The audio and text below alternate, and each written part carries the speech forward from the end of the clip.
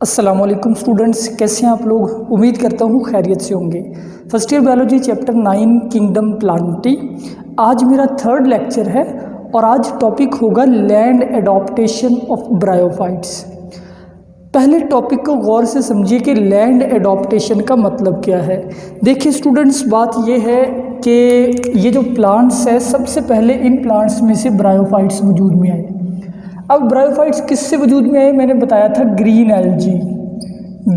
Algae से वजूद में आए हैं ये पौधे। कौन से? ब्रायोफाइट्स। अब जो ग्रीन एल्जी है ये अभी भी वाटर में रहती है, पानी में। ज़्यादातर ग्रीन एल्जी कहाँ पाई जाती है? वाटर में। अब वाटर से लाइफ ज़मीन पे आई है, वाटर के इन्वायरमेंट से टेरेस्ट्रियल इन्वायरमेंट में लाइफ आई है, तो कुछ चेंजेस आनी चाहिए। जैसे मछली पानी में रहती है, अगर आप मछली को पानी से बाहर रखना चाहते हैं तो मछली के अंदर कुछ चेंजेस चाहिए, वरना वो कभी भी खुश्की पे रह नहीं सकती। अब मिसाल के तौर पे पहली चेंज मछली में क्या आनी चाहिए कि उसके गिल्स की जगह लंग होने चाहिए। ठीक है, ये मछली की चेंजेस है। फिर उसकी स्किन में भी चेंज आनी चाहिए। मछली की स्किन बहुत पतली होती है जो वाटर लॉस को रोक ही नहीं सकती। अगर वो मछली ऐसे ही लैंड पे आ जाएगी तो लैंड की गर्मी की वजह से फ़ौरन डिहाइड्रेशन की वजह से मर जाएगी। तो उसको कोई मोटी तय भी चाहिए, स्किन जैसे हमारी स्किन है, जैसे बाकी जानवरों की स्किन है। फिर उसको कोई सपोर्ट भी चाहिए। तो यूँ जब भी कोई जानदार वाटर से निकल के लैंड पे कोई स्पीशीज़ आती है, उसमें कुछ चेंजेस आती है और उन चेंजेस को आप कहते हैं लैंड एडॉप्टेशन। तो ये एडॉप्टेशन टू लैंड हैबिटेट है। एडॉप्टेशन एडजस्टमेंट को कहते हैं। आप चेंजेस को भी कह सकते हैं, लेकिन मतलब होता है इसका जानदार के अंदर जो एडजस्टमेंट आती है, जो चेंजेस आती है किसी माहौल के अंदर रहने के लिए, लैंड के ऊपर रहने के लिए। अब ये मैंने पॉइंट बना दिए हैं, बहुत अहम लॉन्ग क्वेश्चन है, ये इजी पॉइंट है। 1 2 3 4 5 6 7 पॉइंट है। पहला पॉइंट है जी, कॉम्पैक्ट मल्टी सेलुलर बॉडी। देखिए पानी के अंदर जो एल्जी रहती है उसकी बॉडी बड़ी लूज होती है, ऐसे शीट लाइक। ठीक है, ये एक शीट सी है। किसकी शीट है? एल्जी की। तो सबसे पहली चेंज क्या आई कि जब ग्रीन एल्जी से ये पौधे बने, इनकी बॉडी क्या हुई? इनकी बॉडी बेटा जी कॉम्पैक्ट हो गई। कॉम्पैक्ट मीन सख्त हो गई इनकी बॉडी, सॉलिड हो गई, ऐसे कि सुकड़ गई इनकी बॉडी। यूँ इनका सरफेस एरिया भी कम हुआ। अब मैं आपको समझाता हूँ। देखिए कॉम्पैक्ट बॉडी का फ़ायदा क्या है। देखिए अगर किसी जानवर की बॉडी बहुत लूज़ है, लूज़ होने का ये मतलब है कि उसकी बॉडी के सेल एक दूसरे से काफ़ी फासले पे है, तो लूज़ बॉडी है। अब क्या होगा, जब सनलाइट पड़ेगी उसके ऊपर तो उसके सेल्स में से इजीली डिहाइड्रेशन हो जाएगी। यानी सेल्स का सरफेस एरिया, यहाँ पे सरफेस एरिया ज़्यादा है, सरफेस के ऊपर काफ़ी सारे सेल है जो इन्वायरमेंट को फेस कर रहे हैं। तो अगर इस लूज़ बॉडी वाले जानदार ने ज़मीन के ऊपर रहना है, इसके ये जो सारे सेल बड़े लूज से है, इनको कॉम्पैक्ट होना पड़ेगा। कॉम्पैक्ट का मतलब है एक जगह इकट्ठा होना। अब जब ये सारे सेल यूँ एक जगह पे इकट्ठे हो जाएंगे, फिर क्या होगा? सरफेस एरिया कम हो जाएगा। कैसे कम हुआ मैं बताता हूँ। देखिए अब जो सिर्फ सरफेस पे सेल है, ये वाले, ये सिर्फ इन्वायरमेंट को ये फेस कर रहे हैं। इनर सेल्स यानी कि इतने सेल्स इन्वायरमेंट को फेस ही नहीं कर रहे, तो इसमें डिहाइड्रेशन ज़्यादा होगी, यानी लॉस ऑफ वाटर ज़्यादा होगा और कम्पैक्ट बॉडी में लॉस ऑफ वाटर कम होगा। पहली चेंज पौधों में ये आई कि उनकी बॉडी कम्पैक्ट होगी, लूज बॉडी से टाइट बॉडी बनी। सेकंड चेंज क्या आई? Development of photosynthetic tissues in chambers. अब ज़ाहिर बात है पौधे ने फोटोसिंथेसिस भी करनी है। फोटोसिंथेसिस के लिए उसको गैसेस भी चाहिए। तो हुआ ये कि पौधों के अंदर एक चेंज ये भी आई कि उनके जो आउटर सेल थे, लाइक आपको लीफ का स्ट्रक्चर मालूम है, आपको पौधे का स्ट्रक्चर मालूम है कि जो आउटर सेल होते हैं वो कभी भी फोटोसिंथेसिस नहीं करते, वो एपिडर्मस के सेल होते हैं। जो फोटोसिंथेसिस वाले सेल है वो इनर साइड पे होते हैं। ठीक है, ये भी एक एडॉप्टेशन पौधों में आई कि फोटोसिंथेटिक टिश्यूज़ कहाँ डेवलप हुए? हिडन चैम्बर के अंदर। आमतौर पे आप पत्तों को भी देखें तो पत्तों के अंदर काफ़ी डीप जाके फोटोसिंथेटिक टिश्यूज़ होते हैं, ताकि सनलाइट को डायरेक्ट फेस ना करना पड़े, ताकि वाटर लॉस कम से कम हो।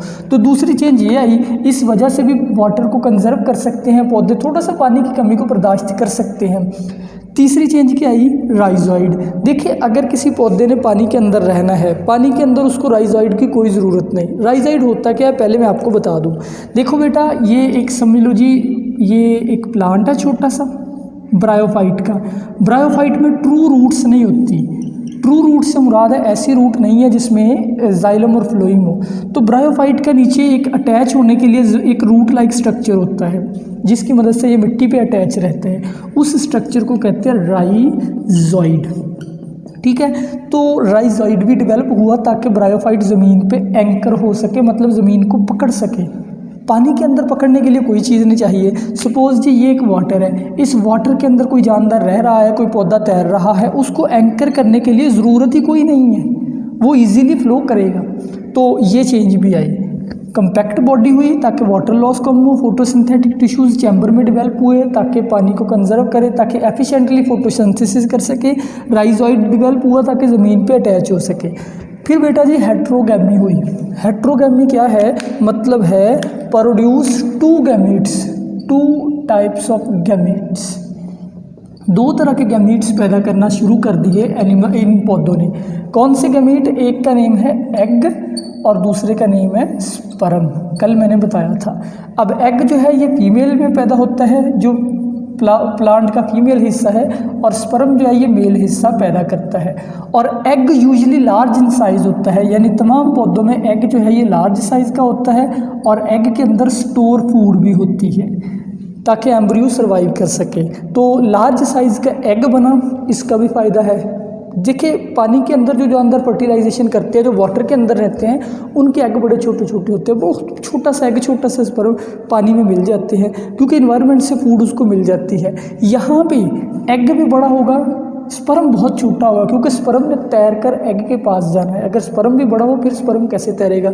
तो स्पर्म काफ़ी छोटे साइज़ के बने, एग बड़े साइज़ के बने, और एग में स्टोर्ड फूड भी है। ये भी एक अडॉप्टेशन है ज़मीन पर रहने के लिए। फिर है जी protection of gametes by sex organ. एक खतरा और है ज़मीन पे गैमीट्स लॉस होने का। ठीक है, तो इसको भी जानदारों ने सर्वाइव, इसके मुकाबले में भी उन्होंने एडॉप्टेशन एक बनाई है। वो क्या है कि गैमीट्स को सेक्स ऑर्गन प्रोटेक्ट करते हैं। लाइक आपको मैंने कल पढ़ाया था कि जो एग है ये किस जगह पे बनता है, प्लांट के अंदर या ब्रायोफाइट्स के अंदर एग बनता है जिस जगह पे, उस जगह का नाम होता है आर्चिगोनिया। तो आर्चिगोनियम सिंगुलर होता है और इसका प्लूरल है आर्चिगोनिया। तो आर्चिगोनियम के अंदर ये क्या मौजूद है, ये मौजूद है जी एग। तो एग की प्रोटेक्शन भी है। प्रोटेक्शन कौन कर रहा है, बाहर से ये चीज़ आर्चिगोनियम, ताकि एग लॉस ना हो। इसी तरीके से जो स्पर्म है, स्पर्म को भी प्रोटेक्ट किया जा रहा है। कैसे प्रोटेक्ट किया जा रहा है, स्पर्म भी एक थैली में बनते हैं। उस थैली का नाम क्या है, भला ये थैली जिसमें स्पर्म है, इस थैली के अंदर बेटा जी ये है छोटे छोटे स्पर्म, और इस थैली का नेम है एंथीरिडिया। तो एंथीरिडिया और आर्चिगोनिया ये एग एंड स्पर्म को प्रोटेक्ट भी करते हैं ताकि लॉस ना हो। अगला जी प्रोटेक्शन ऑफ एम्ब्रियो। ये इसी से देखे सीक्वेंस के साथ ये पॉइंट चल रहे हैं कि उन्होंने क्या बनाया, गैमीट्स बनाए, फिर गैमीट्स को प्रोटेक्ट किया, फिर गैमीट्स जब मिलते हैं उसके बाद भी प्रोटेक्शन है। गैमीट के मिलने से क्या बनता होता है, जाइगोट। अब जाइगोट क्या है, ज़रा ये देखिए कि यहाँ पड़ा हुआ है एग। ठीक है, पानी के अंदर ब्रायोफाइट में तैर के स्पर्म यहाँ तक आता है एग के करीब, और फिर वाटर में स्विम करके ये नीचे पहुंच जाता है और एग के साथ जाके मिल जाता है। अब जी एग के साथ जब स्पर्म मिल जाता है फिर बन जाता है डिप्लॉइड, यानी 2n जाइगोट।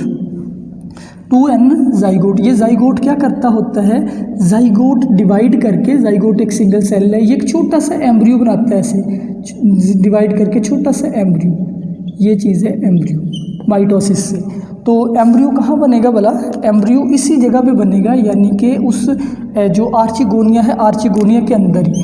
तो ये छोटा सा एम्ब्रियो यानी कि नन्हा सा पौधा निकल रहा है, इसको भी प्रोटेक्ट किया जा रहा है। तो एम्ब्रियो की भी प्रोटेक्शन है ताकि एम्ब्रियो भी लॉस्ट ना हो। लास्ट पॉइंट है अल्टरनेशन ऑफ जनरेशन। ये भी मैं आपको बता चुका हूँ कि इन पौधों में अल्टरनेशन ऑफ जनरेशन होती है, यानी 2 जनरेशन होती है। एक का नेम होता है स्पोरोफाइट और दूसरी का नेम होता है गैमीटोफाइट। दोनों एक दूसरे से अल्टरनेट करती है। अल्टरनेट कैसे, स्पोरोफाइट गैमीटोफाइट को पैदा करती है और गैमीटोफाइट स्पोरोफाइट को। तो स्पोरोफाइट कैसे गैमीटोफाइट को पैदा करती है, स्पोरोफाइट पहले पैदा करती है छोटे छोटे स्पोर। कैसे पैदा होते हैं, माइटोसिस से।